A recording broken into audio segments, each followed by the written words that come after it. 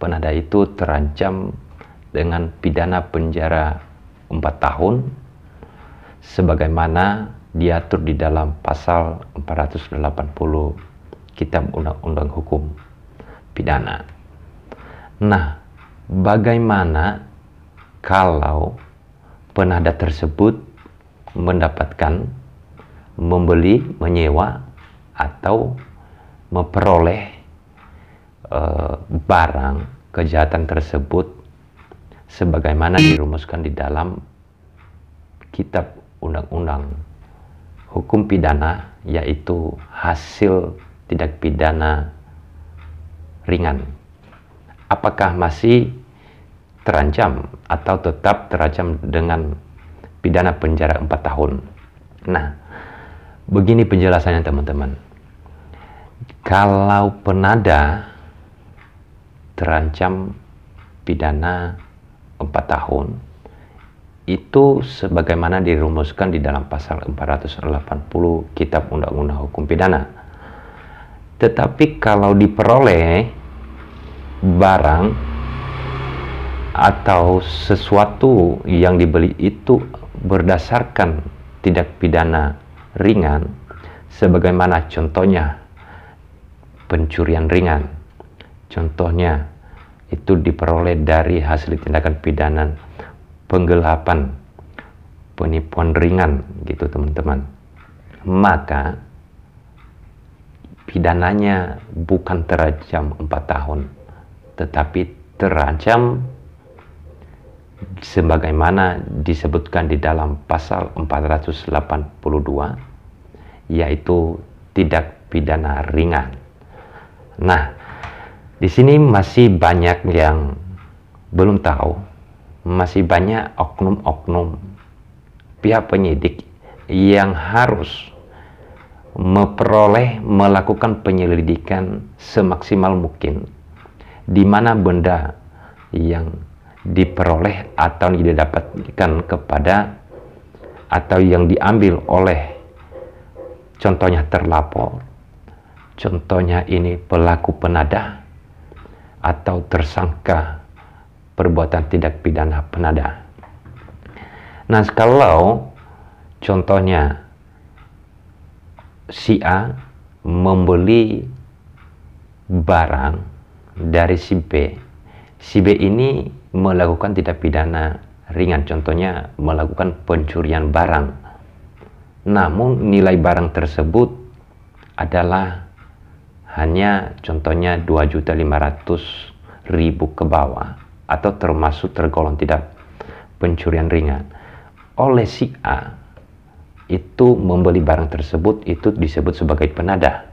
Nah, kalau itu disebut karena dia membeli barang dari kejahatan, hasil dari kejahatan, maka sebagaimana disebutkan dalam pasal 482 Kitab Undang-Undang Hukum Pidana, maka itu termasuk penadah ringan. Nah, beda halnya kalau memang hasil curian tersebut sebagaimana hasil pencuriannya adalah diperoleh dari hasil curian yang nilainya lebih dari 2.500.000. Nah, maka terhadap pelaku, terhadap tersangka ataupun terdakwa yang melakukan penadah tersebut atau yang membeli, menyewa barang hasil curian sebagaimana dirumuskan di dalam pasal tindak pidana ringan, maka pihak kepolisian tidak boleh sama sekali melakukan penahanan terhadap pelaku tersebut atau terhadap tersangka tersebut. Nah, jika contohnya terhadap perkara tersebut diproses sampai penyidikan, kemudian dilimpahkan sampai di persidangan atau sampai di pengadilan, maka pihak pengadilan pun juga tidak boleh dilakukan penahanan terhadap pelaku penadah tersebut. Alasannya adalah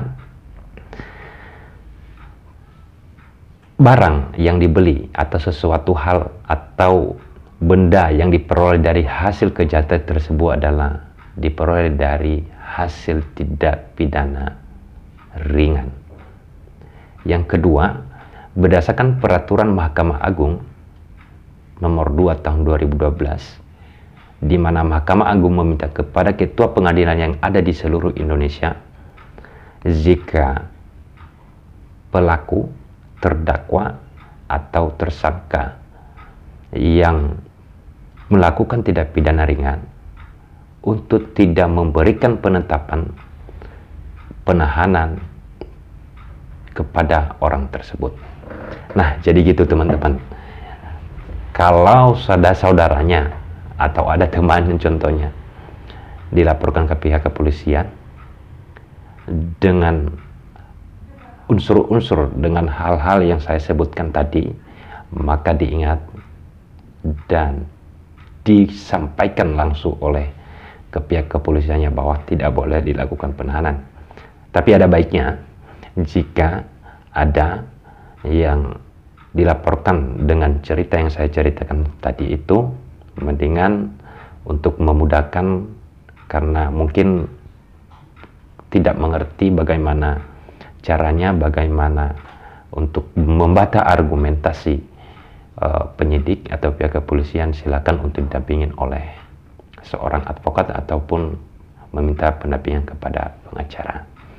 Oke, teman-teman, untuk video kali ini terima kasih. Silakan di subscribe channel ini, silakan dibagikan, dan semoga bermanfaat. Sampai jumpa kembali.